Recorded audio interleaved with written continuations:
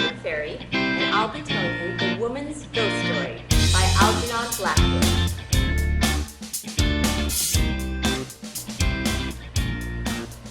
Yes, she said, from her seat in the dark corner, I'll tell you an experience if you care to listen. And what's more, I'll tell it briefly, without trimmings. I mean, without unessentials. That's a thing storytellers never do, you know. She laughed. They drag in all the unessentials and leave their listeners to disentangle. But I'll give you just the essentials, and you can make of it what you please. But on one condition, that at the end you ask no questions, because I can't explain and have no wish to. We agreed. We were all serious. After listening to a dozen prolix stories from people who merely wished to talk but had nothing to tell, we wanted essentials. In those days, she began, feeling from the quality of our silence that we were with her. In those days, I was interested in psychic things and had arranged to sit up alone in a haunted house in the middle of London. It was a cheap and dingy lodging house in a mean street, unfurnished. I had already made a preliminary examination in daylight that afternoon, and the keys from the caretaker who lived next door were in my pocket. The story was a good one, satisfied me at any rate, that it was worth investigating, and I won't weary you with details as to the woman's murder and all the tiresome elaboration as to why the place was alive. Enough that it was. I was a good deal bored, therefore, to see a man, whom I took to be the talkative old caretaker, waiting for me on the steps when I went in at 11 p.m., for I had sufficiently explained that I wished to be there alone for the night. I wished to show you the room, he mumbled, and of course I couldn't exactly refuse, having tipped him for the temporary loan of the chair and table. Come in then, and let's be quick, I said. We went in, he shuffling after me through the unlighted hall up to the first floor where the murder had taken place. And I prepared myself to hear his inevitable account before turning him out with the half-crown his persistence had earned. After lighting the gas, I sat down in the armchair he had provided, a faded brown plush armchair, and turned for the first time to face him and get through with the performance as quickly as possible. And it was at that instant that I got my first shock. The man was not the caretaker. It was not the old fool Carrie I had interviewed earlier in the day and made my plans with. My heart gave a horrid thump. Now, who are you, pray? I said. You're not Carrie, the man with which I arranged this afternoon. Who are you? I felt uncomfortable, as you may imagine. I was a psychical researcher and a young woman of new tendencies, and proud of my liberty, but I did not care to find myself in an empty house with a stranger. Something of my confidence left me. Confidence with women, you know, is all humbug after a certain point. Or perhaps you don't know, for most of you are men. But anyhow, my pluck ebbed in a quick rush, and I felt afraid. Who are you? I repeated quickly and nervously. The fellow was well-dressed, youngish and good-looking, but with a face of great sadness. I myself was barely 30. I'm giving you essentials, or I would not mention it. Out of quite ordinary things comes this story. I think that's why it has value. No, he said. I'm the man who was frightened to death. His voice and his words ran through me like a knife, and I felt ready to drop. In my pocket was the book I had brought to make notes in. I felt the pencils sticking in the socket. I felt, too, the extra warm things I had put on to sit up in, as no bed or sofa was available. 100 things dashed through my mind, foolishly and without sequence or meaning. as the way in when one is really frightened. Unessentials leapt up and puzzled me, and I thought of what the papers might say if it came out, and what my smart brother-in-law would think, and whether it would be told that I had cigarettes in my pocket and was a free thinker. "The man who was frightened to death?" I repeated, aghast. "That's me," he said stupidly. I stared at him, just as you would have done, any one of you men now listening to me, and felt my life ebbing and flowing, like a sort of hot fluid. You needn't laugh, that's how I felt. Small things, you know, touch the mind with great earnestness when terror is there, real terror.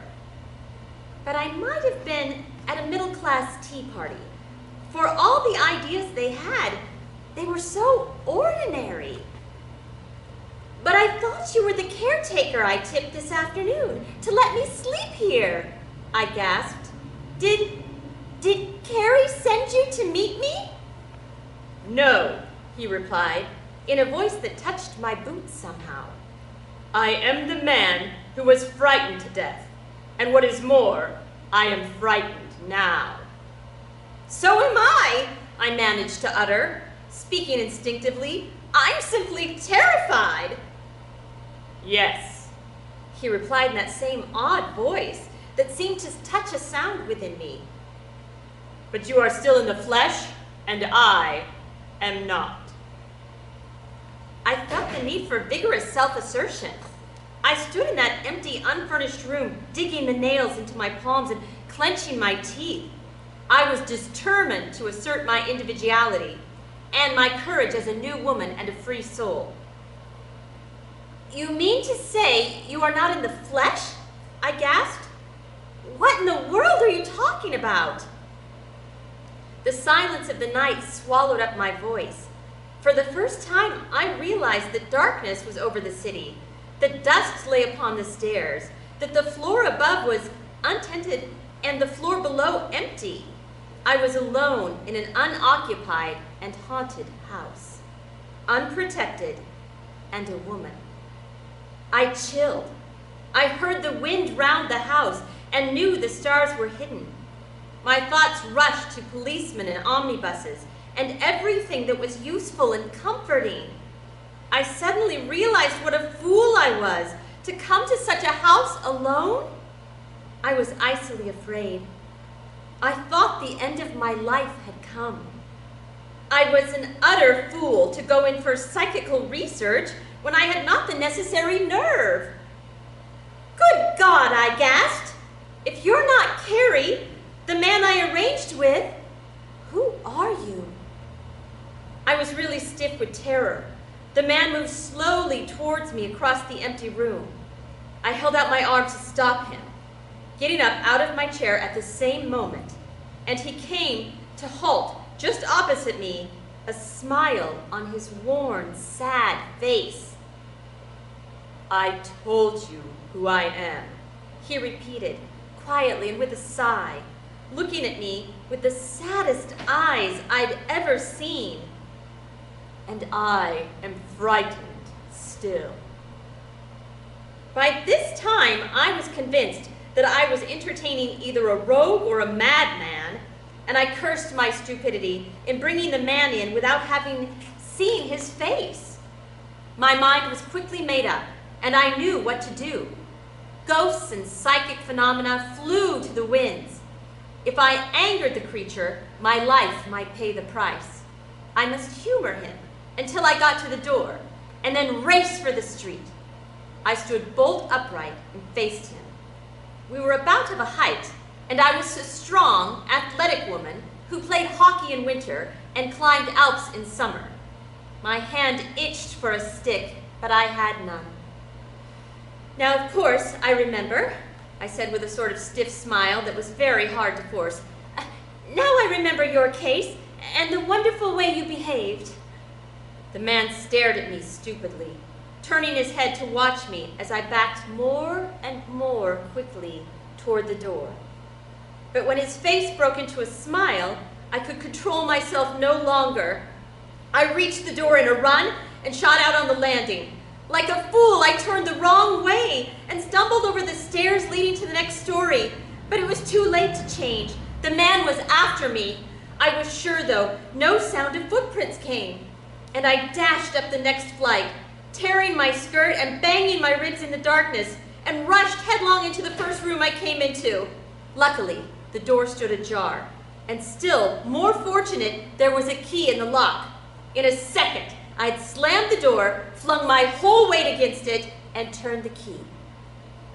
I was safe, but my heart was still beating like a drum. A second later, it seemed to stop altogether.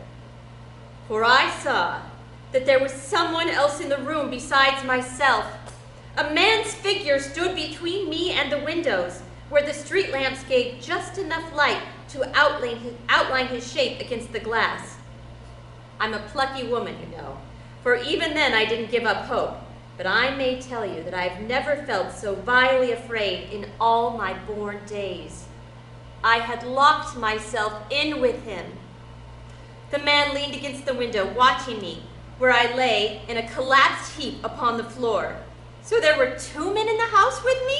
I reflected. Perhaps other rooms were occupied too. What could it all mean?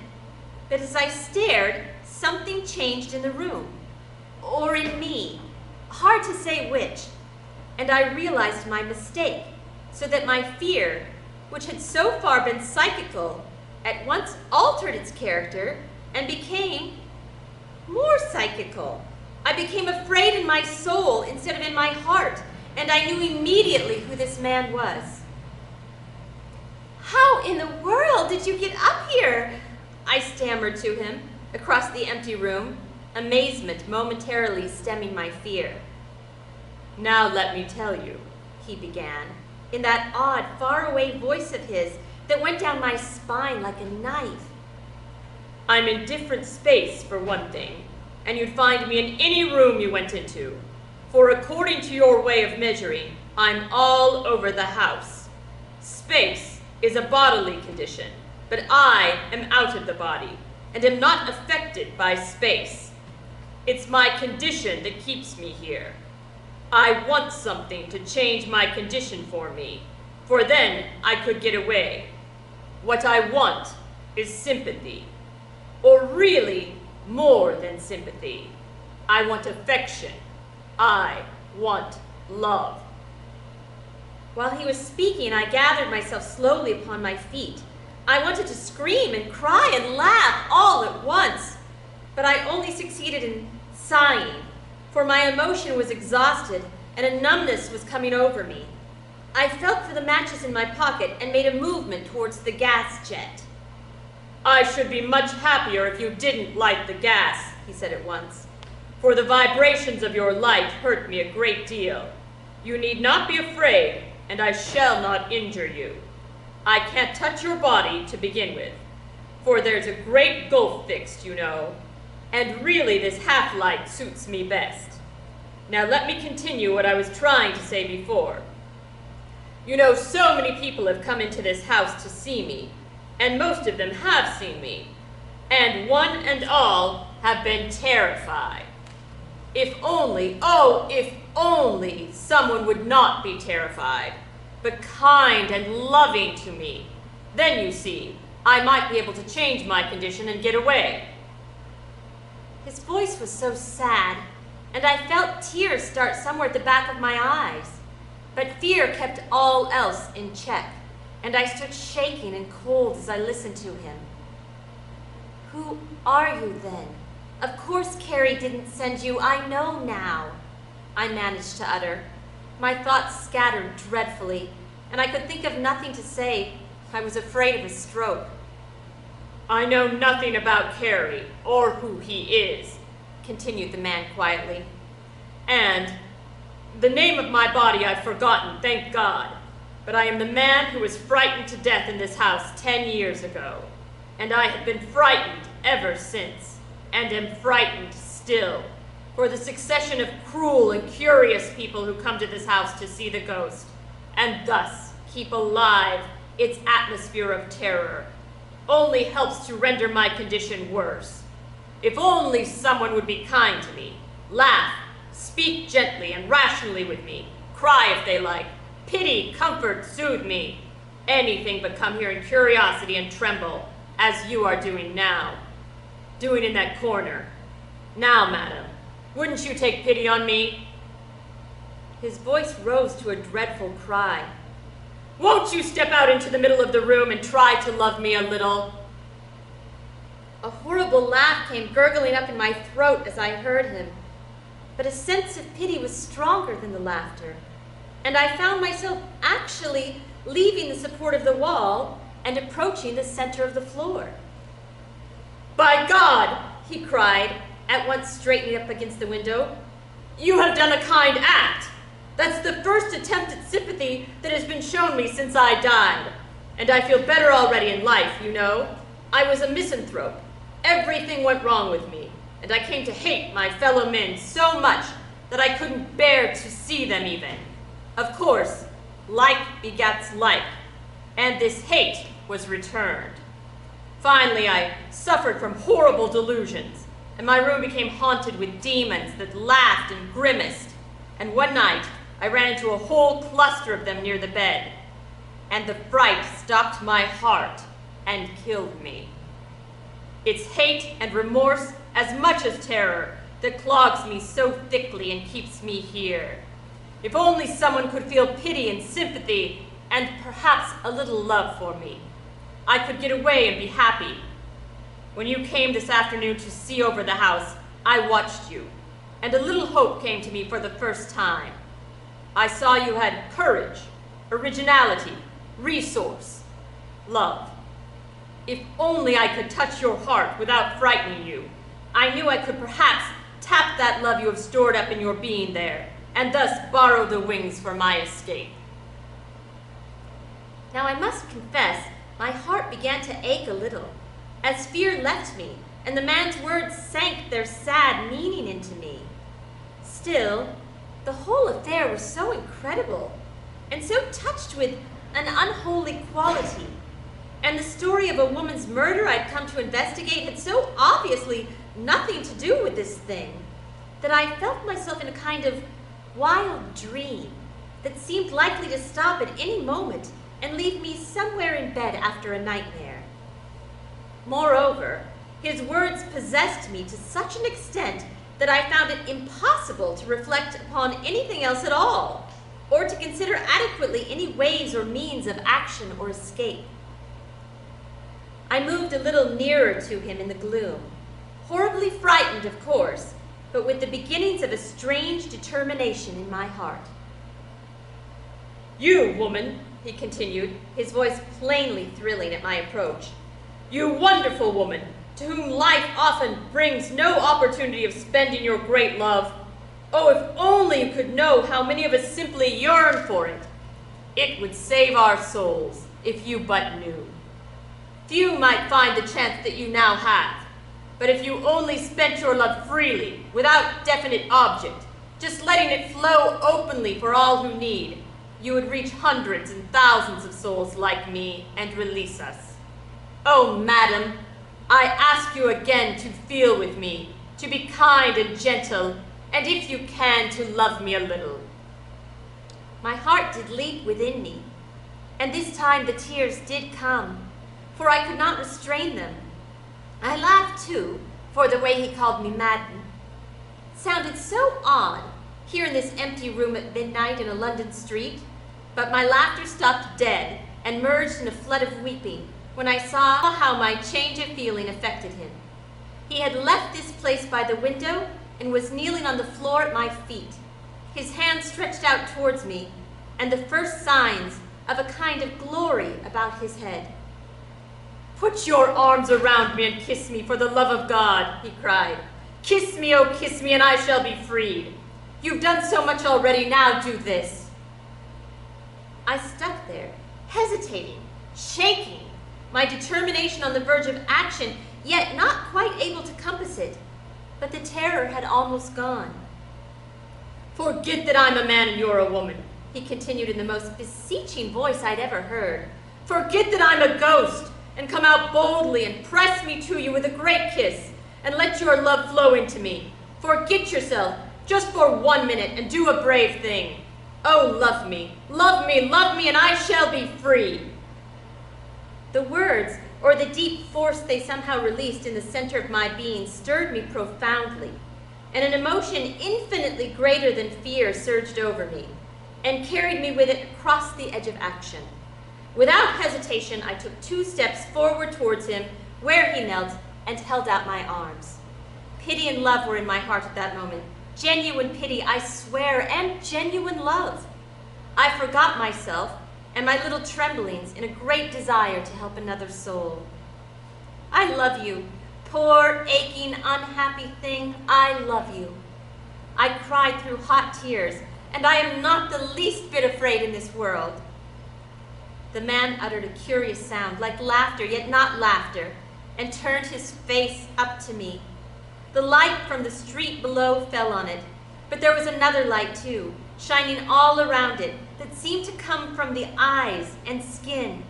He rose to his feet and met me, and in that second, I folded him into my breast and kissed him full on the lips, again and again. All our pipes had gone out, and not even a skirt rustled in that dark studio as the storyteller paused a moment to study her voice, and then put a hand softly up to her eyes before going on again. Now what can I say, and how can I describe it to you, all you skeptical men sitting there with pipes in your mouths? The amazing sensation I experienced of holding the untangible, impalpable thing so closely to my heart that it touched my body with equal pressure all the way down, and then melted away, somewhere into my very being. For it was like seizing a rush of cool wind and feeling a touch of burning fire at the moment it struck its swift blow and passed on. A series of shocks ran all over and all through me.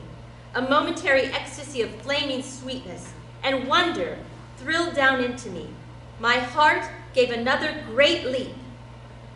And then I was alone. The room was empty. I turned on the gas and struck a match to prove it. All fear had left me, and something was singing round me in the air and in my heart, like the joy of a spring morning in youth. Not all the devils or shadows or hauntings in the world could have caused me a single tremor. I unlocked the door and went all over the dark house, even into the kitchen and the cellar and up among the ghostly attics. But the house was empty. Something had left it. I lingered a short hour, analyzing, thinking, wondering. You can guess what and how, perhaps, but I won't detail, for I promised only essentials. Remember. And then went out to sleep the remainder of the night in my own flat, locking the door behind me upon a house no longer haunted. But my uncle, Sir Henry, the owner of the house, required an account of my adventure, and of course, I was in duty bound to give it to him, some kind of a true story. Before I could begin, however, he held up his hand to stop me. "First," he said, "I wish to tell you a little deception I ventured to practice on you. So many people have been to that house and seen the ghost that I came to think the story acted on their imaginations, and I wish to make a better test.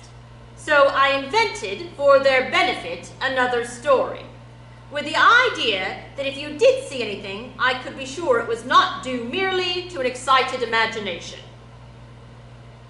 "Then what you told me about the woman having been murdered and all that was not the true story of the haunting?" "It was not. The true story is that a cousin of mine went mad at that house and killed himself in a fit of morbid terror, following upon years of miserable hypochondriosis. It is his figure that investigators see." "That explains, then," I gasped. "Explains what?" I thought of that poor struggling soul, longing all these years for escape, and determined to keep my story for the present to myself. "Explains, I mean, why I did not see the ghost of the murdered woman," I concluded. "Precisely," Sir Henry said. and why, if you had seen anything, it would have had value, inasmuch as it could not have been caused by the imagination working upon a story you already knew.